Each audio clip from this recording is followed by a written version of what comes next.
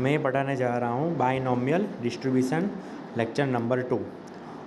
हम एक एग्जांपल देखने जा रहे हैं। एग्जांपल कि if 10% of the screw produce by a machine are defective, जो भी हमारे पास मशीन है वो 10% स्क्रू क्या कर रहा है, डिफेक्टिव प्रोड्यूस कर रहा है। Find the probability out of 5 screw, यानी कि हमें रैंडमली कोई भी 5 स्क्रू हमें लेना है। क्या लेना है? रैंडमली 5 स्क्रू हमें चूज़ करना है, बराबर है। इसमें से फर्स्ट क्या लिखा हुआ है कि नॉन इज़ डिफेक्टिव, यानी कि हम 5 स्क्रू चूज़ करेंगे रैंडमली, तो इसमें से एक भी डिफेक्टिव नहीं आना चाहिए। इसकी प्रोबेबिलिटी हमारे पास क्या होगी? सेकंड क्या दिया हुआ है? 1 इज़ द डिफेक्टिव, यानी कि जो भी हम 5 स्क्रू कलेक्ट कर रहे हैं उसमें से 1 अगर डिफेक्टिव आ रहा है तो इसकी प्रोबेबिलिटी क्या होगी? एंड थर्ड क्या दिया हुआ है? एट मोस्ट 2 आर डिफेक्टिव, यानी कि 2 और 2 से ज़्यादा डिफेक्टिव आ सकते हैं, इसकी प्रोबेबिलिटी क्या होगी?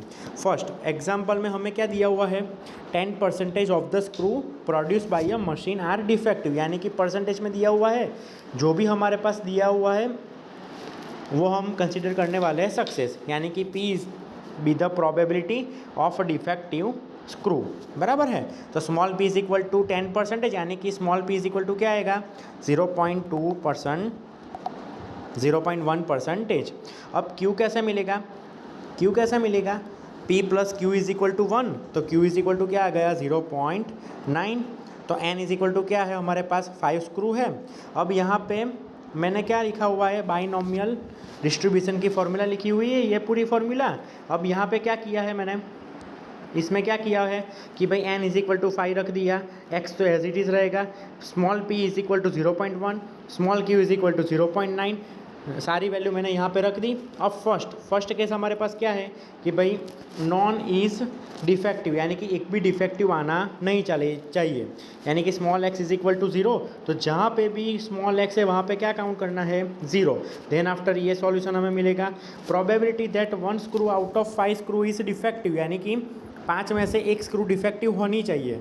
इसकी प्रोबेबिलिटी क्या होगी, ऐसे हमें फाइंड करना है। तो small x is equal to क्या आएगा? Small x is equal to 1, तो ये रखने के बाद ये आंसर आएगा। And small x less than और इक्वल टू 2, यानी कि हमारे पास एटमोस्ट 2 आर डिफेक्टिव चाहिए, बराबर है स्क्रू। तो एटमोस्ट यानी कि 2 तो चाहिए ही चाहिए और 2 से बड़े भी चाहिए, तो x लेस देन और इक्वल टू 2 हम लोग लिख सकते हैं। अब देखो यहाँ पे n इज इक्वल टू क्या है? 5 है, तो x की वैल्यू कहाँ से कहाँ तक जाएगी? x बराबर 0, 1, 2, 3, 4, 5, ये मैंने लिखा हुआ है यहाँ पे। ओके, तो अब क्या करेंगे हम लोग कि भाई x लेस देन और इक्वल टू 2 है, तो x की वैल्यू कितनी पॉसिबल है? 2 भी आ सकती है, 3 भी आ सकती है एंड 4 भी आ सकती है। 2 बड़ा है, सॉरी 2 बड़ा है, तो हम लोग क्या करेंगे कि 2 से छोटी वैल्यू लिखनी है, तो क्या आएगी? 0, 1 एंड 2, ये 3 वैल्यू आएगी। अब किसी को ये डाउट है कि भाई ये वैल्यू मुझे नहीं फाइंड करनी है, तो हम इस तरह से भी फाइंड कर सकते हैं। मैंने फर्स्ट लेक्चर में आपको सिखाया था, फर्स्ट लेक्चर में मैंने आपको सिखाया हुआ था, बराबर है। फर्स्ट लेक्चर में मैंने आपको सिखाया हुआ था कि क्या आएगा इसका, कि भाई 1 माइनस इसके ऑपोजिट साइन हमें सब्सट्रैक्ट करनी है। देन आफ्टर ये कैलकुलेशन अब सब आपको आती ही आती है, बराबर है। आप सब स्टूडेंट को आती है ये कैलकुलेशन, ओके। अब next example, most IMP example, क्या लिखा हुआ है? If A and B are play a game, यानी कि हमारे पास 2 प्लेयर है, A एंड B, वो कोई एक गेम खेल रहा है। There chances of winning are in ratio 3:2, यानी कि विनिंग रेशियो क्या है? 3:2, बराबर है। A find a chance of winning at least 3 games on the 5 games played, यानी कि हमारे पास कितनी गेम है? 5 गेम है, बराबर है। तो हमें सक्सेस क्या लेनी है, पहले तो ये डिसाइड करना है। हमें क्या एग्जाम्पल में क्या दिया हुआ है? प्लेयर ए है और विनिंग, यानी कि विनिंग को हम क्या कंसिडर करने वाले हैं? सक्सेस। जो देखो यहाँ पे 3/2 का रेशियो है, तो प्लेयर ए के लिए 3 होगा, प्लेयर बी के लिए 2 होगा विनिंग, बराबर है। लेकिन फाइंड ए, यानी कि प्लेयर ए के लिए हमें फाइंड करना है, तो मैंने यहाँ पे लिखा हुआ है P with the probability that A wins the game. 3/3 + 2, 3 + 2 क्यों लिखा हुआ है? क्योंकि 5 गेम हमें खेलनी है, बराबर है। इसमें से 3 गेम का विनिंग क्या है, प्लेयर ए के लिए है, तो पी सक्सेस हो गया, क्यू के लिए 2/5 एंड एन के लिए 5 हो गया टोटल नंबर। अब नेक्स्ट में क्या करेंगे हम लोग कि भाई जो भी फॉर्मूला हमारी बाइनोमियल की है डिस्ट्रीब्यूशन की, वो फॉर्मूला हमें लिखनी है। फिर सारी वैल्यू जो भी हमारे पास आ रही है, कौन सी वैल्यू हमारे पास आ रही है, एक n की वैल्यू है, एक p की वैल्यू है एंड एक q की वैल्यू है। ये सारी वैल्यू कहाँ पे रख देनी है, यहाँ पे रख देनी है। देन आफ्टर ये बन जाएगा हमारा पूरा, बराबर है। दैट मीन्स यहाँ पे क्या लिखा हुआ है, एटलीस्ट 3 गेम, यानी कि x 3 से बड़ा होना चाहिए। एटलीस्ट 3 गेम लिखा हुआ है, 3 तो आना ही आना चाहिए और 3 से बड़ा आना चाहिए, बराबर है। 3 तो आना ही आना चाहिए और 3 से बड़ा आना चाहिए। तो 3 से बड़ा क्या आ सकता है, 3, 4 एंड 5, बिकॉज x की वैल्यू कहाँ से कहाँ तक जाती है, 0, 1, 2, 3, 4, 5 तक जाती है, बराबर है। और इसका आपको कैलकुलेशन आता ही आता है, तो ये फाइनल आंसर आएगा।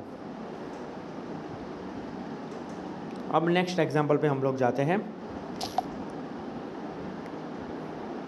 नेक्स्ट एग्जाम्पल जो मैंने कराया था 10% वाला, सेम टू सेम वैसा ही एग्जाम्पल ये आपका लिए क्या है, होमवर्क है। सेम टू सेम एग्जाम्पल वैसे ही कॉन्सेप्ट वाला है, ये आप लोग खुद करेंगे ये सॉल्व, बराबर है। अब तो आना ही आना चाहिए।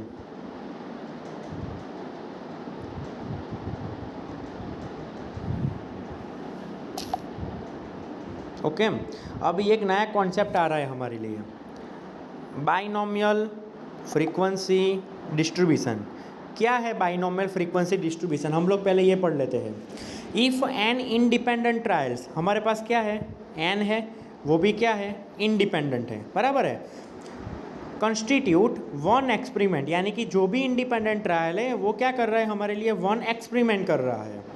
And this experiment repeated capital N times, एक IMP लिखा हुआ है कैपिटल एन टाइम्स, यानी कि कोई भी हमारे पास एन इंडिपेंडेंट ट्रायल्स है, वो एक एक्सपेरिमेंट कर रहा है और फिर वो एन टाइम्स दोहरा रहा है, तो इसकी फ्रीक्वेंसी क्या होगी, एन टाइम्स होगी। यानी कि जो भी आंसर आएगा हमारे लिए प्रोबेबिलिटी में, वो एन से क्या करना है, मल्टीप्लाई कर देना है, बराबर है। इसके एग्जाम्पल मैं अभी समझाने वाला हूँ। यहाँ पे देखो, यहाँ पे फर्स्ट एग्जाम्पल क्या है हमारे लिए, देखो, out of 800 family with 5 children, how many would you expect to have. First क्या दिया हुआ है, 3 बॉयज़ है हमारे लिए, फिर सेकंड में 5 गर्ल एंड थर्ड में आइदर 2 और 3 बॉयज़, और 4 में क्या दिया हुआ है, at least 1 boy. Assume equal probability for all boys and girls are equal, यानी कि बॉयज़ एंड गर्ल्स के लिए क्या है, प्रोबेबिलिटी इक्वल है। तो हमारे पास पहले देखो, पहले क्या दिया हुआ है, 5 चिल्ड्रन है हमारे लिए, बराबर है। फैमिली कितनी है, 800 की फैमिली है हमारे लिए, बराबर है। तो कैपिटल एन क्या आएगा, 800 आएगा। देखो यहाँ पे कैपिटल एन क्या आएगा, 800, स्मॉल एन क्या आएगा, 5 चिल्ड्रन। बॉय एंड गर्ल क्या है हमारे लिए, दोनों इक्वल है, that means probability of P is equal to क्या आएगा, 1/2। तो क्यू की वैल्यू हमें पता है 1/2 आने वाली है, बराबर है। अब हम क्या करेंगे पहले कि भाई 3 बॉयज़ चाहिए, कितने चिल्ड्रन में से चाहिए, 5 चिल्ड्रन में से चाहिए। तो हम x इज इक्वल टू, पहले हम लोग क्या लिखेंगे, x इज इक्वल टू 3, बराबर है। x इज इक्वल टू हम लोग क्या लिखेंगे, पहले 3 लिखेंगे। तो देखो, पहले तो हमने क्या किया है कि भाई जो भी हमारे पास है वो डिस्ट्रीब्यूशन की फॉर्मूला मैंने यहाँ पे लिखी हुई है, डिस्ट्रीब्यूशन की फॉर्मूला, ओके। देन आफ्टर मैंने क्या किया है कि फर्स्ट एग्जाम में क्या है, एग्जाम्पल में क्या है, क्या पूछा गया है, 3 बॉयज़ हमें चाहिए, क्या चाहिए, 3 बॉयज़ चाहिए। देखो यहाँ पे लिखा हुआ है 3 बॉयज़, तो मैंने 3 बॉयज़ के लिए यहाँ पे फाइंड किया हुआ है, बराबर है। तो small x is equal to क्या आ गया, 3, सारी वैल्यू रखने के बाद ये आएगी। अब यहाँ पे क्या दिया हुआ है कि ये तो आ गया आपके पास फाइनल आंसर, लेकिन यहाँ पे ऐसी कितनी फैमिली है, कि जहाँ पे 3 बॉयज़ हो गए तो यहाँ पे capital N into P into X is equal to 3, यानी कि N इज इक्वल टू क्या है 800 फैमिली है, और जो भी हमारी प्रोबेबिलिटी आ रही है उसको मल्टीप्लाई करना है, मैंने आगे कॉन्सेप्ट में सिखाया हुआ है, बराबर है। तो क्या आएगा 250, बराबर है। सेम क्या आएगा, यहाँ पे 5 गर्ल लेनी है, तो 5 गर्ल है तो दैट मीन्स बॉयज़ तो आने वाले नहीं है, बराबर है। 5 चिल्ड्रन है तो इसमें से बॉयज़ तो आने वाले हैं नहीं, बराबर है। तो बॉयज़ कितना आएगा, x is equal to 0। Then after यहाँ पे कितनी फैमिली ऐसी होगी कि जहाँ पे बॉयज़ नहीं होगे 5 चिल्ड्रन चूज़ करने के बाद, तो 25 फैमिली। समझ में आ रहा है ये कॉन्सेप्ट?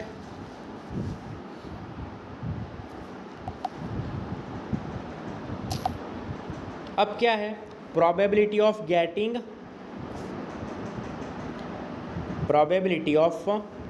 हैविंग आइदर 2 और 3 boys out of 5 children in each family, यानी कि 2 बॉयज़ होने चाहिए और 3 बॉयज़ होने चाहिए, और यानी कि समेशन, तो पी ऑफ क्या आएगा, P of X is equal to 2 plus P of X is equal to 3। अगर सपोज हमारे पास यहाँ पे 4 और 5 लिखा होगा तो क्या होगा, P of X is equal to 4 plus P of X is equal to 5, बराबर है। ये काउंट करने के बाद जो भी आंसर आएगा वो क्या होगा आपके लिए, ये आंसर आ गया आपका 0.625। अब कितनी फैमिली ऐसी है कि जहाँ पे आइदर 2 बॉयज़ और 3 बॉयज़ है, तो यहाँ पे कैपिटल N इंटू ये मल्टीप्लाई करना है आंसर, तो कितनी फैमिली है, 500 फैमिली है। सेम वैसे ही यहाँ पे ये काउंट करोगे आप लोग, बराबर है। 4th वाला वो तो खुद काउंट करना है आपको, बराबर है। ये आपको समझ में आ जाएगा, देख लो एक बार।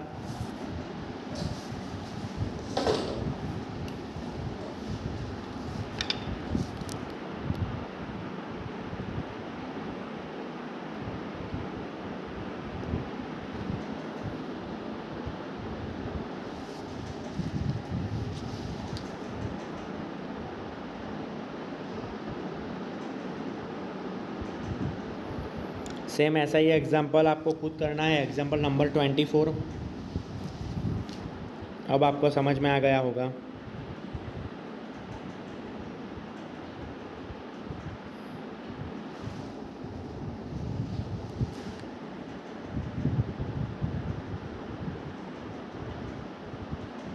अब ये कुछ नया कॉन्सेप्ट जा रहा है। यहाँ पे क्या लिखा हुआ है, 7 unbiased coin are tossed 128 times and the number of heads obtained is noted as given below। यानी कि हमारे पास क्या है, 7 unbiased coin है, बराबर है। इसमें से अगर नंबर ऑफ 0 हेड आ रहा है तो इसकी फ्रीक्वेंसी क्या है, 7 टाइम ऐसा है, यहाँ पे टेबल में लिखा हुआ है, देखो यहाँ पे टेबल पे लिखा हुआ है कि अगर मेरे पास 0 फ्रीक्वेंसी आ रही है, 0 नंबर ऑफ हेड आ रहा है, तो इसकी फ्रीक्वेंसी क्या है हमारे लिए, 7 है, बराबर है। 1 है तो क्या है फ्रीक्वेंसी 6, 2 है तो 19, वैसे ही पूरा टेबल दिया हुआ है, बराबर है। अब हमें बाइनॉमियल डिस्ट्रीब्यूशन का टेबल हमें ड्रॉ खुद करना है। पहले देखो, कॉइन है एक, तो इसकी प्रोबेबिलिटी हमें पता है, सक्सेस क्या आएगा 1/2, क्यू क्या आएगा 1/2, स्मॉल एन क्या है हमारे पास 7 नंबर ऑफ हेड फाइंड करना है, और कैपिटल एन क्या है 128 बार, क्योंकि जो भी हमारे पास प्रोसेस है वो कितनी बार रिपीट हो रही है, 128 टाइम्स रिपीट हो रही है। बाइनॉमियल डिस्ट्रीब्यूशन की फॉर्मूला आप सबको पता है, बराबर, ऐसे लिखना ही लिखना है। फिर क्या करना है कि जो भी हमारे पास रिपीटेड है, ये फॉर्मूला आप सबको मालूम है। अब क्या करना है, यहाँ पे एफ ऑफ एक्स तो आ गया, एफ ऑफ एक्स तो सबको पता है ना, 128 इंटू 7c x, ये सब आपको पता है। Then after x is equal to क्या रखना है, एक बार 0 रखना है। यहाँ पे x is equal to 0, x is equal to 1, x is equal to 2, up to 7 ऐसे करते जाना है, बराबर है। ऐसे करने के बाद ये सारी वैल्यू आ रही है आपके लिए, और वो क्या करना है, वो टेबल में आपकी फ्रीक्वेंसी लिख देनी है।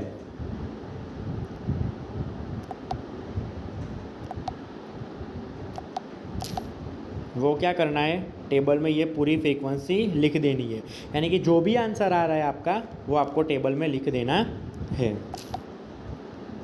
ओके, सेम वैसा ही एग्जांपल है, यहाँ पे एक अलग टाइम का एग्जांपल है, सेम नहीं बोल सकते हम लोग, एक अलग टाइप का एग्जांपल है।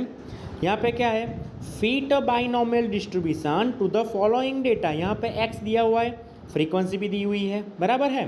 तो हम लोग क्या करेंगे इसमें, तो मीन की वैल्यू फाइंड करेंगे। मीन की वैल्यू क्या है पता है, फ्रीक्वेंसी दी हुई है तो summation F X upon summation F is equal to ये आएगा। ये मीन की वैल्यू आपको सब लोगों को पता है। एन इज इक्वल टू क्या आएगा बाइनोमियल डिस्ट्रीब्यूशन में, ये क्या आएगा 5, बराबर है। Okay,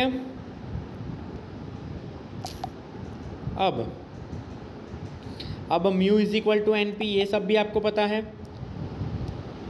mu is equal to N P, ये सब आपको पता है, बराबर है। तो पी की वैल्यू भी आ गई, फिर क्यू की वैल्यू आ गई P plus Q is equal to 1, और देन आफ्टर ये पी ऑफ ये बाइनोमियल फार्मूला की डेफिनेशन के हिसाब से कैपिटल एन भी हम सबको मिल गया, summation F is equal to 100। फिर वैसे ही फार्मूला इस अगले एग्जांपल में मैंने जो की थी वही फार्मूला आएगी। देन आफ्टर ये सारी वैल्यू यहाँ पे रख देनी है। आप खुद करोगे कैलकुलेशन तो ज़्यादा समझ में आएगा आपको, बराबर है। खुद करना है आपको, ये एग्जांपल ज़्यादा समझ में आएगा। Thank you.